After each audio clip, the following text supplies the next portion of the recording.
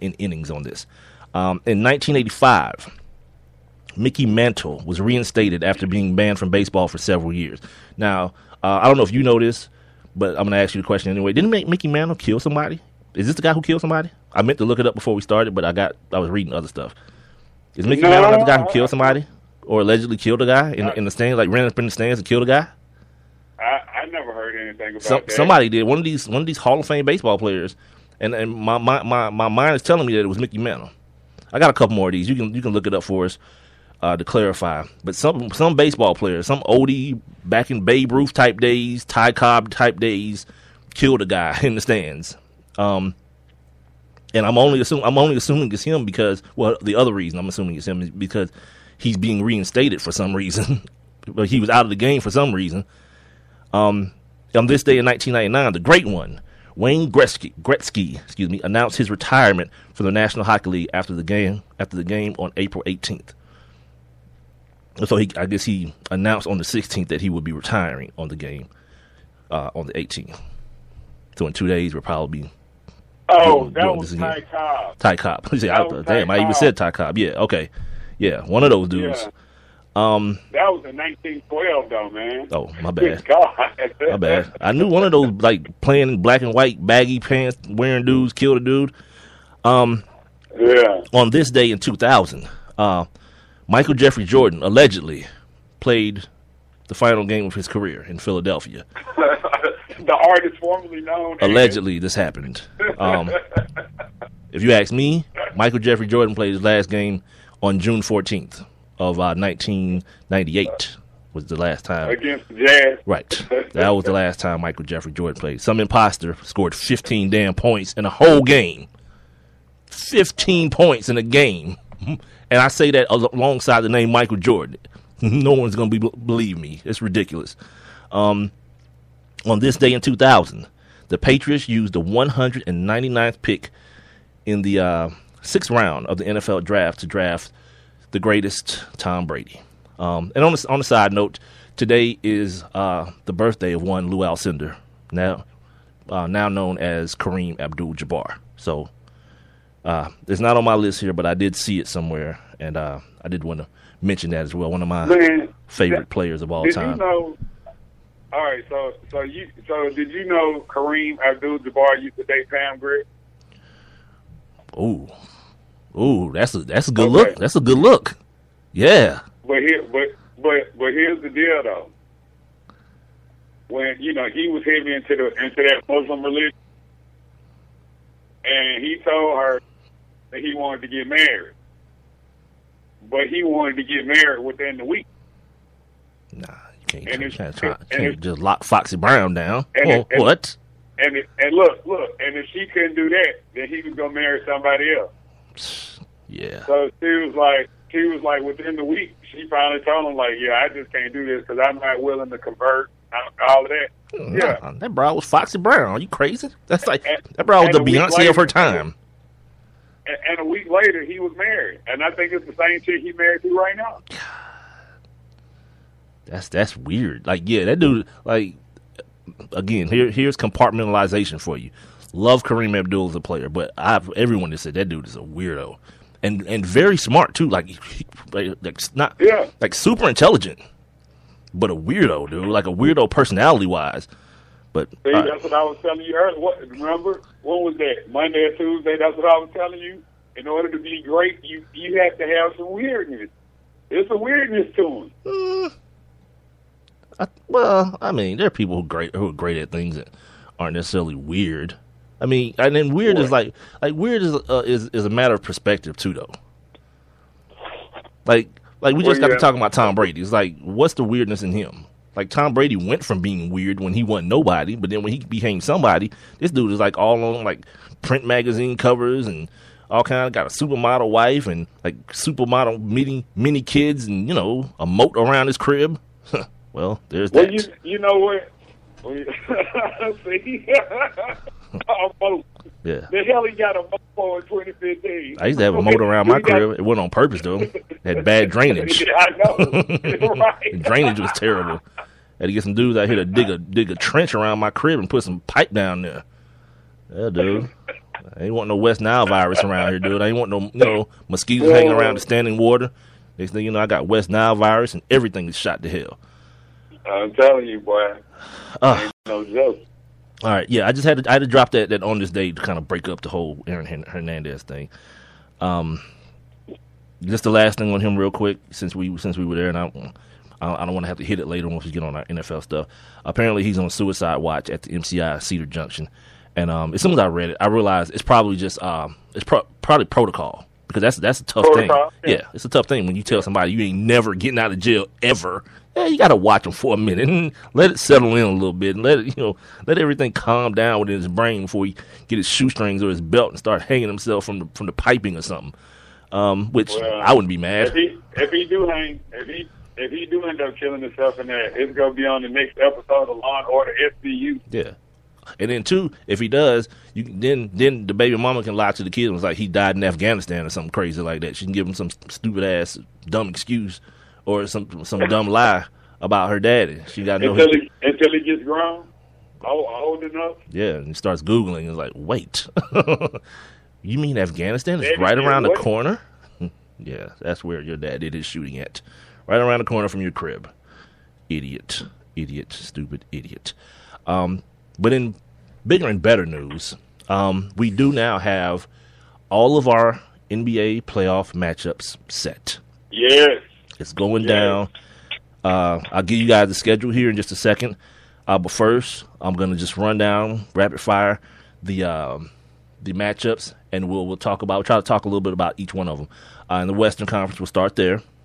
Actually, let's start in the Eastern Conference. No, let's start in the Western Conference. We got Golden State and the New Orleans Pelicans, who got in last night by they started to push it in a little bit against the Spurs, but then there was a little bit of a comeback, and so they snuck in there as the 8th seed in the West. You got Portland and Memphis, the 4 and 5 seed, respectively. You got the Clippers and the San Antonio Spurs. Based on that loss last night, the Spurs were in line to get the 2nd seed, but now they are the number 6 seed without home court advantage. So there's that. And it doesn't matter anyway because Oh, wait a minute. They do have home court advantage. I'm sorry. Like in some weird way. They don't. Yeah, they're hosting the Clippers in the first game. They definitely are. They're hosting the Clippers.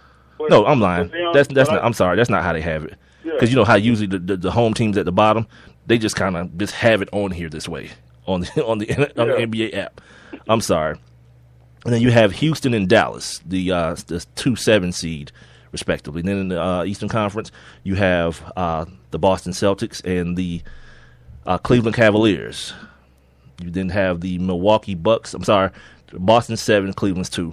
The Milwaukee Bucks and the Chicago Bulls 6 and 3. The Washington Wizards and the Toronto Raptors 5 and 4. And then you have the Atlanta Hawks and the number 8 seed Brooklyn Nets. The Hawks obviously are the number 1 seed in the Eastern Conference. Let's see, man. Let's in the Western Conference. What's your most intriguing matchup? Let's do it ESPN style. What's your most intriguing matchup, Rob or Roberto? Well, actually, I think it's going to be Houston and Dallas. Yeah. Yeah, I think it's going to be Houston and Dallas. Now, the Clippers and San Antonio. I mean, that's going to be a really good matchup right there. Yeah, that's kind of the one I was looking at. Yeah, but I think this Houston-Dallas thing, because I think, and I hate to call it a rivalry, but they, you have some players, on Houston's team that came over from Dallas and vice versa. So it's like, Mark Cuban's been talking trash about Houston. Their owner's been talking about Dallas. And so, it's going to be great, like I said, because it's an in-state type deal. So I think it's going. I think as far as like the tightness or whatnot, I think that's going to be the matchup. But implications as far as who can possibly move on to the Western Conference Finals, I think that's going to be the Clippers and San Antonio matchup. Okay. This is the Sports Kings Podcast. I'm Big Mike alongside Roberto, a.k.a. Rob Calloway. We're being heard via Spreaker.com. Just as Rob talks about the Houston Rockets, Dallas Mavericks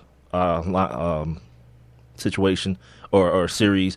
That game one of that series will be at 9:30 on the 18th, which is what? 18th is Saturday, Rob? Yes. Yeah. Saturday. Game 2 will be on TNT at 9:30 on the 21st, which would be 3 days later on a Wednesday? I'm doing this like right now in your face, right this minute. Yeah, the 21st. Wednesday. Sorry, Wednesday. Tuesday. Yeah. It'll be a Tuesday. 19, 21, Yeah. Yeah. And then on the 24th, they'll play at 7 p.m. on ESPN. That will be that Friday. So those are the first 3 games of that series that'll get you through next week, and I'll do this again next week to get you ready as far as the weekend goes. But I just mentioned, to me, the most intriguing matchup in the first round as far as the Western Conference go is going to be that Clippers San Antonio series. You know, you get to see Chris Paul, Tony Parker go at it. Jason Terry starting now because Patrick Beverly's out. I don't even know what Dwight Howard's situation is now. I know he missed the game the other day again, but I don't know if it was something that's gonna linger throughout the playoffs or what the reasoning for it was at all. But you got Blake Griffin. You got, if this dude ain't ready to play against DeAndre, good night. Good. I'm sorry. I'm thinking about Houston. I'm thinking about your series that you picked. Oh, you hear that sound? Yes. That is a queef of a brain. Queef. Yeah, that's my brain queefing is what that is. Loud, sloppily, and wet. Back to the San Antonio series. You're stupid. To the San Antonio series. You get to see Tim Duncan, the old wily veteran. I'm going to assume it's going to be him and Blake Griffin going at it. You know what I mean? Kawhi Leonard, he's going to be on. Who's there too? Who's the 2 out there with because all I think about when I think about their 2 guard, I think about Jamal Crawford. Even though he comes off the bench, I don't care. Yeah, who's there too? Who is that 2 guard? Is it I don't know. Yeah, that's a problem. Oh, JJ Redick. Yeah. JJ Redick. Well, nah. Right? If it's me, see, it's hard to say, man, because Kawhi's kind of. He's kind of upped his offensive game, man, so I don't want to get him tired out chasing Chris Paul around. In the fourth quarter, definitely. If close games in the fourth quarter, yeah, Kawhi, get him right now, immediately. But you just got Danny. I don't want to waste Kawhi Leonard on guys like Danny Green. You know what I mean? Or guys, yeah. Sorry, same team. See that? Queefing again. Sorry. I need to be talking about this in the other direction now. Them getting out to these shooters, Danny Green, if he's able to kind of repeat what he did last year in the playoffs, is going to be critical for the LA Clippers in moving on this year. And let's face it, let's call it what it is. Chris Paul, out of any player in this playoffs, probably has the most pressure on him to at least make strides during the playoffs. Because this is it. This is the dream scenario for him. You got the coach. You got another star on hand. You got a guy who don't care about the ball. He's going to rim run, get rebounds, and block shots from DeAndre Jordan. You've got the nucleus. You got a guy coming off the bench that's always green lighted. Like the hammer is always cocked back. And Jamal Crawford. Now I'm guessing he's back off that calf, right? He's back for the playoffs off the calf. I hadn't really read their injury situation right now. But those things are going to be key in helping Chris Paul kind of solidify this thing, because now, at one point, we were talking about Chris Paul being definitely the best point guard in the league. Not so much now. You know, the pack is kind of caught up to that situation. You know what I mean? And in a sense, let's keep it real. Russell Westbrook has passed him up. Steph Curry, I think he's passed him up. Excuse me, the human mixtape has passed him up. And and this is the time now. Passed a lot of people, though. Yeah, the playoffs is the time now for you to solidify those things about what people say about you and think about you. Like Chris Paul ain't no damn slouch now. He ain't no bum. You know what I mean? Like the numbers bear it out that he is the best on-ball defender of any point guard in the league. Like damn what you saw happen to him against Steph Curry. Like that's not no anomaly anyway. Like that happens to a lot of guys. It just happened to happen to the best statistical on-ball defender in the league. And Steph Curry's just that dude. Yeah. Excuse me. The mixtape is just that dude. So there's that. Yeah, But I think this is going to probably Yeah. be it's going to be a good series. I think it's going to go 7.